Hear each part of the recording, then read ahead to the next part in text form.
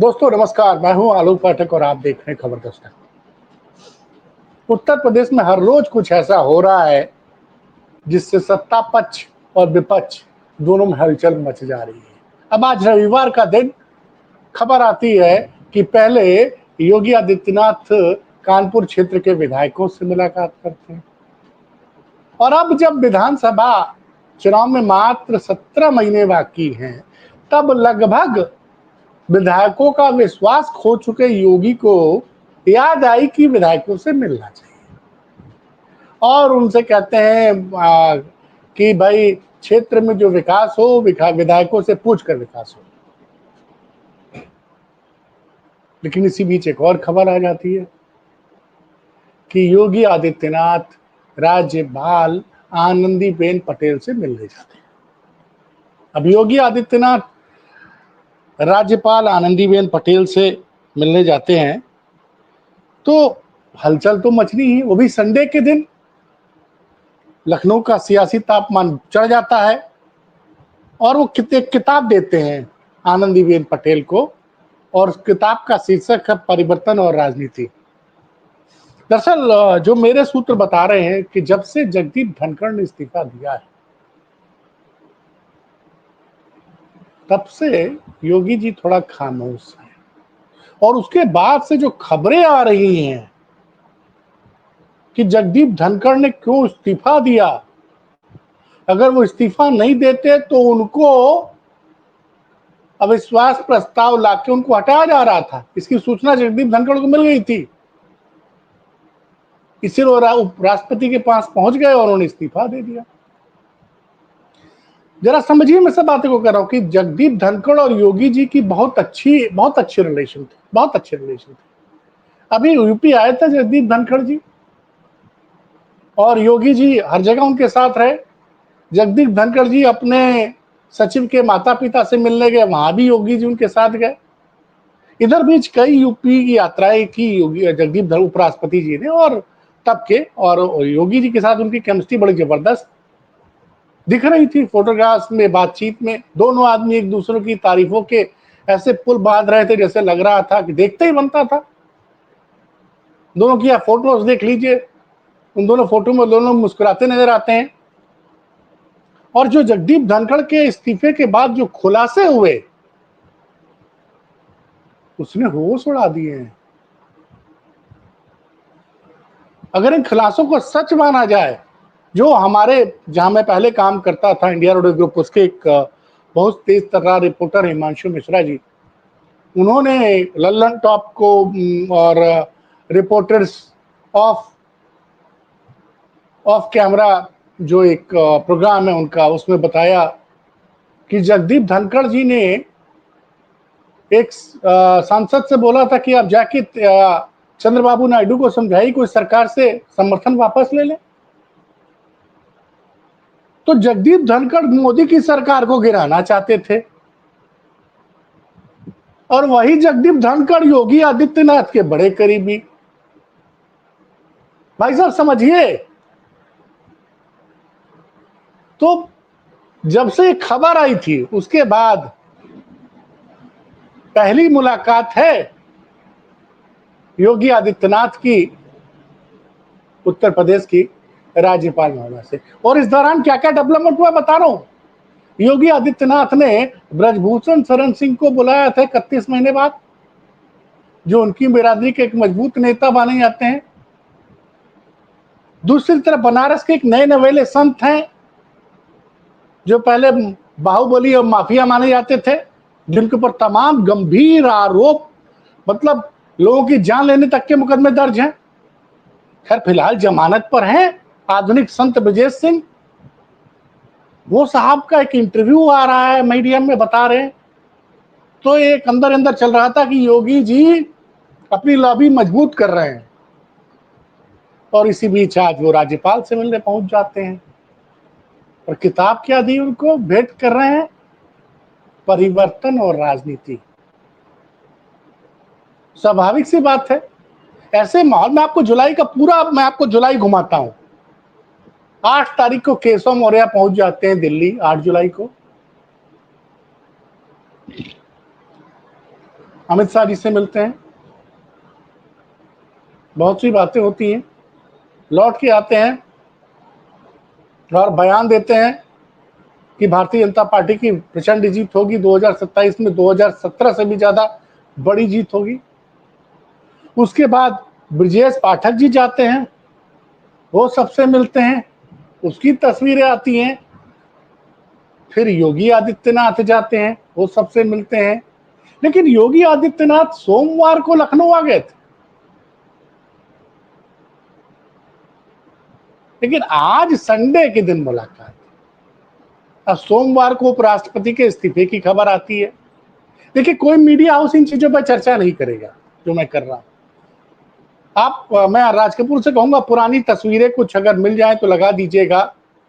जब उपराष्ट्रपति धनखड़ जी योगी आदित्यनाथ जी से मिलने आए थे, केमिस्ट्री देखिएगा आप। और उस धनखड़ जी के बारे में कई पत्रकार वैसे ऐसे खुलासे कर रहे हैं कि वो मोदी की सरकार को गिराना चाहते थे। जो आदमी मोदी की सरकार को गिराना चाहता था, उसकी योगी से बड़ी थी केमिस्ट्री। और याद करिए, 2024 का लोकसभा चुनाव क्या हुआ था उत्तर प्रदेश में। जिले जिले में राजपूत समाज की मीटिंग लगाई गई थी। राजपूतों ने भाजपा को तमाम प्रत्याशियों को हराने की बात की थी। जगदीप धनखड़ भी राजस्थान से आते हैं। कहां कहां सीटें कम हुई थी? राजस्थान, हरियाणा, उत्तर प्रदेश। जोड़िए, आप डॉट्स को जोड़िए। और महाराष्ट्र। अभी तक तो यही जानकारी थी कि योगी आदित्यनाथ और नितिन गडकरी के बीच में बहुत अच्छे संबंध हैं, संघ प्रमुख, वो एंगल जोड़ा जाता था। अब ये जगदीप धनखड़ वाला जब एंगल सामने आया है, तो ये बड़ा चौंकाने वाला खुलासा है। खैर, क्यों मिलने गए थे, क्या बात हुई, ये तो पता नहीं चलता है। वैसे आज खबर आई कि मानसून सत्र विधानसभा का 11 अगस्त से शुरू होगा। लेकिन मैं आपको याद दिला दूं कि ये बीजेपी है, मोदी की बीजेपी। ये जब संसद का सत्र चलता है, उसके पहले दिन ही उपराष्ट्रपति इस्तीफा दे देते हैं। और मैं आपको एक ले चलता हूं 2021 में। 2021 मार्च का महीना था। उत्तराखंड के मुख्यमंत्री त्रिवेंद्र सिंह रावत ने बजट प्रस्तुत कर दिया। राज्य सरकार का 21-22 का बजट पेश कर दिया। पेश करके घर जाते हैं, रात को फोन आता है कि आप इस्तीफा दे दीजिए। त्रिवेंद्र सिंह रावत कहते हैं कि साहब, हमने विधानसभा में बजट पेश कर दिया है। कि उसकी चिंता छोड़ दीजिए, बजट कोई दूसरा आदमी पास करा लेगा जो मुख्यमंत्री बनेगा। मैं आपको इसलिए बता रहा हूं कि किस तरह से बीजेपी में लोगों को मोदी और शाह के रिजीम में लोग हटाए जाते हैं। और त्रिवेंद्र सिंह रावत को इस्तीफा देना पड़ा और उनकी जगह दूसरे मुख्यमंत्री बने। राजस्थान याद कीजिए, भाजपा ने अप्रत्याशित रूप से 2023 में विधानसभा चुनाव जीता, जब किसी को उम्मीद नहीं थी। सारे सर्वे राजस्थान में कांग्रेस की जीत की बात, सरकार की वापसी की बात कर रहे थे। वहां आश्चर्यजनक रूप से भारतीय जनता पार्टी 115 सीटें जीत जाती है। अब जब नेता विधायक दल का चुनाव होता है, तो उस चुनाव में पर्ची दे दी जाती है वसुंधरा राजे सिंधिया को कि आप नाम पढ़िए। और नाम जानते किसका निकलता है? भजन लाल शर्मा का, जो पहली बार विधायक बने थे। तो ये मोदी और शाह की स्टाइल है। दिल्ली से जब से लौटे हैं, योगी जी की भाषा बदली हुई है। योगी जी अपने जाति के लोगों को इकट्ठा करने की कोशिश कर रहे हैं, ऐसा मानना है विशेषज्ञों का। क्योंकि ब्रजभूषण शरण सिंह से उनकी पटती नहीं है। अभी एक सज्जन से मेरी बात हो रही थी, वो कह रहे थे योगी जी को अगर हटाया जाएगा तो वो विद्रोह कर देंगे।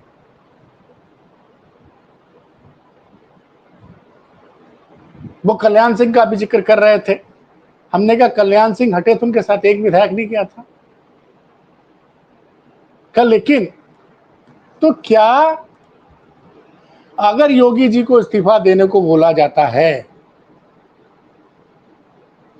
तो क्या योगी जी भी कल्याण सिंह की तरह एक नई पार्टी बनाएंगे? ये देखिए, ये भविष्य के सवाल जवाब हैं, क्योंकि अब इसकी चर्चा हर आदमी कर रहा है।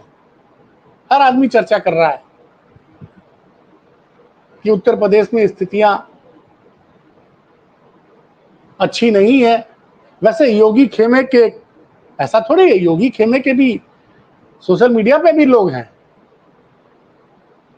उन्होंने तो कल चला दिया कि योगी जी की, मोदी जी का शिवराज सिंह चौहान जो है प्रधानमंत्री बनाए जा रहे हैं। तो अब से लेकर सितंबर तक, 17 सितंबर तक, चूंकि 15 मोदी जी 75 साल के पूरे हो जाएंगे, उसके बाद क्या होगा? उसके एक हफ्ते पहले मोहन भागवत जी खुद 75 साल के हो जाएंगे। तो क्या बदलाव होना है, क्या नहीं होना है? उत्तर प्रदेश में भाजपा कई गुटों में बटी हुई दिख रही है। आपको बताया था ना मैंने कि 2 दिन पहले एक दारा सिंह चौहान, ओबीसी समाज की एक बड़ी जाति है चौहान बिरादरी, उनके नेता हैं, उनका जन्मदिन था। उनके जन्मदिन के लिए आयोजन हुआ, बड़ा आयोजन हुआ इंदिरा गांधी प्रतिष्ठान में। उसमें ब्रजेश पाठक सम्मिलित हुए, केशव मौर्य सम्मिलित हुए, प्रदेश भाजपा के अध्यक्ष भूपेन्द्र चौधरी सम्मिलित हुए, लेकिन योगी जी वहां नहीं दिखाई दी। लेकिन इसी बीच योगी जी की 2 मुलाकातें हो गई ब्रजभूषण शरण सिंह के परिवार से। पहली बार तो ब्रजभूषण शरण सिंह के और उनके छोटे बेटे से मिले, उसकी दूसरी बार उनके दोनों बेटे मुख्यमंत्री से मिल के आए हैं। क्या देखिए, अंदर अंदर क्या खिचड़ी पक रही है तो सिर्फ 3 ही लोग जानते हैं। 3 क्या, मुझे लगता है सिर्फ 2 लोग जानते हैं, मोदी जी और शाह जी। लेकिन जिस तरह से जगदीप धनखड़ जी की विदाई हुई है, उसके बाद भारतीय जनता पार्टी के कई मुख्यमंत्री, सभी मुख्यमंत्रियों के मन में एक राजनीतिक जानकार मुझे बता रहे थे कि सभी मुख्यमंत्रियों के मन में एक संदेह हो गया है। फिलहाल जो हमारे सूत्र कहते हैं कि बिहार विधानसभा चुनाव के पहले यूपी में बदलाव तय है। कब होता है? अगस्त के महीने में होता है या सितंबर के महीने में होता है? क्या बदलाव होता है? योगी जी चाहते हैं मुख्यमंत्री का पद छोड़ के, या दोनों उप मुख्यमंत्री ब्रजेश पाठक और केशव मौर्य को हटा दिया जाएगा? मतलब तमाम तरह के सवाल हैं और राजनीतिक घटनाक्रम हर पल बड़ी तेजी से बदल रहा है। AK शर्मा ने आजकल काफी बोल रहे हैं, प्रदेश सरकार के ऊर्जा मंत्री, नगर विकास मंत्री। कल उन्होंने एक ऑडियो लीक शेयर किया जिसमें एक बिजली विभाग के सुपरिटेंडेंट इंजीनियर ने एक रिटायर्ड अधिकारी से कुछ इस तरह की बातें की, तो उस बातचीत में लग रहा था कि वो सिस्टम का मजाक उड़ा रहा था। खैर, उस ऑडियो को लीक होने के बाद में उस सुपरिटेंडिंग इंजीनियर को सस्पेंड कर दिया गया। फिर अचानक सोशल मीडिया पे AK शर्मा के उस बयान की आलोचना शुरू हो गई, जिसमें उन्होंने कहा था कि बिजली बनिया थोड़ी है, सरकार कोई बनिया थोड़ी है कि पैसा नहीं दिया तो सामान नहीं दोगे। लोग बता रहे हैं कुछ मितंजयी शक्तियां हैं। ये हमारे एक पत्रकार मित्र अभिषेक उपाध्याय उन्होंने ट्वीट किया है, कुछ मृत्युंजयी शक्तियों ने फिर सोशल मीडिया पे ये बयान चलवाना, खबर शुरू करवा दिया कि AK शर्मा बनिया बिरादरी के विरोधी हैं। तो उन्होंने एक लंबा चौड़ा स्पष्टीकरण दिया है कि साहब, मैं बनियाओं का बहुत सम्मान करता हूं, मैं तो उस संदर्भ में बात कर रहा था। तो कुल मिला जुला के जो खींच तान आपस की है वो बड़ी जबरदस्त दिख रही है। अधिकारियों की सच बोलूं, उत्तर प्रदेश में अधिकारी इससे बढ़िया, मतलब इतना अपने मन की जो आ रहा है वो कर रहे हैं उत्तर प्रदेश के अधिकारी। वैसे आज 27 तारीख को ये मैं वीडियो कर रहा हूँ, 4 दिन बाद उत्तर प्रदेश के मुख्य सचिव मनोज सिंह का रिटायरमेंट है। मनोज सिंह को एक्सटेंशन मिलता है कि नहीं मिलता है, मनोज सिंह की जगह अगला मुख्य सचिव कौन बनेगा, क्या फिर किसी सवर्ण जाति को मौका मिलेगा, क्योंकि दो नाम चल रहे हैं, एक एसपी गोयल हैं, मुख्यमंत्री के प्रमुख अपर मुख्य सचिव हैं, और एक देवेश चतुर्वेदी का नाम चल रहा है जो दिल्ली में पोस्टेड हैं। तो अगर किसी फिर सवर्ण जाति को मौका मिलेगा तो फिर विपक्ष आक्रामक हो जाएगा कि इनको पिछड़े और दलितों का वोट चाहिए, लेकिन किसी भी जिम्मेदार पद पर ये पिछड़े और दलित को नहीं बैठाएंगे। मैं आपको बता दूं कि उत्तर प्रदेश के गृह मंत्री का चार्ज योगी आदित्यनाथ जी के पास है। दूसरा महत्वपूर्ण विभाग होता है बिजली, वो है ए.के. शर्मा जी के पास। स्वास्थ्य विभाग जो है वो ब्रजेश पाठक जी के पास है। पीडब्ल्यूडी है वो खुद योगी आदित्यनाथ के पास है। तो सरकार का कोई भी महत्वपूर्ण विभाग ओबीसी या दलित जाति को नहीं है। दो महत्वपूर्ण पद होते हैं शासन की दृष्टि से, एक डीजीपी होता है, डीजीपी पे भी कार्यकारी ही है लेकिन वो कोई ओबीसी या दलित समाज के नहीं है। मुख्य सचिव मनोज सिंह खुद सवर्ण समाज से आते हैं। तो अब ये देखना ये है कि मतलब अगर एक्सटेंशन मिलता है या नहीं मिलता, नहीं मिलेगा तो कई लोग कहते हैं कि योगी जी ने एक्सटेंशन के लिए बोला है, अब किसी ने चिट्ठी नहीं देखी। तो ये उत्तर प्रदेश में देख ही रहे हैं, मुख्यमंत्री सुबह दावा करते हैं कि 24 घंटे बिजली मिलती है, उसके बाद खबरें छपती हैं कि भैया 20-22 घंटे बिजली नहीं आ रही है। खुद लखनऊ में उस दिन पानी बरस जाता है और मुख्यमंत्री के बहुत बड़े प्रशंसक रिटायर्ड आईएएस सूर्य प्रकाश सिंह लिखते हैं कि 8 घंटे से गोमती नगर में बिजली नहीं है। कानून व्यवस्था का हाल जो है वो किसी से छिपा नहीं है। आधे घंटे पानी बरस जाए तो सड़कों पे पानी लग जाता है। स्वास्थ्य व्यवस्था का के बारे में कुछ भी कहना, रोज तस्वीरें आती हैं, बलिया के जिला अस्पताल की तस्वीरें थी कि मरीज भर्ती है, इमरजेंसी में है, आईसीयू में है, वहाँ लाइट नहीं है, टार्च की रोशनी में इलाज हो रहा है। तो इस तरह की मैं क्या क्या बताऊं। और यहाँ योगी आदित्यनाथ वो जो पंचायत सीरीज में है ना, मीटिंग मीटिंग मीटिंग मीटिंग, हर रोज हमारे योगी जी बड़ी मीटिंग करते हैं। कई हमारे आलोचक करते कहते हैं, लिखते हैं कि पाठक जी आप आलोचना करते हैं। नो डाउट योगी जी बड़ी मीटिंग करते हैं, लेकिन उन मीटिंग का रिजल्ट क्या है? उन मीटिंग का रिजल्ट क्या मिल रहा है? आप बहुत मीटिंग ले रहे हैं, आप अधिकारियों की बहुत डांट रहे हैं। एक कान से अधिकारी सुनते हैं, दूसरे कान से अपने मन की करते हैं। अब मुख्यमंत्री से ऐसा बयान दिलवा दे रहे हैं कि उत्तर प्रदेश में 24 घंटे बिजली आ रही है, और सावन के महीने में जब पूरे प्रदेश में बरसात जबरदस्त हो रही है तब बिजली कई जगहों पर नहीं आ रही है। अभी वो महिला सिपाहियों वाला जो ट्रेनिंग सिपाही वाला जो बवाल उठा था, उसमें खबर आई कि मुख्यमंत्री जी ने जो जो एडीजी थे पीएससी के और पुलिस ट्रेनिंग के, उनको बहुत डांटा कि जब आप लोग को पहले से बजट दे दिया गया था तो आप लोगों ने क्यों नहीं वो सारी चीजों का निर्माण कराया। भाई मुख्यमंत्री जी गृह विभाग आप ही देखते हैं,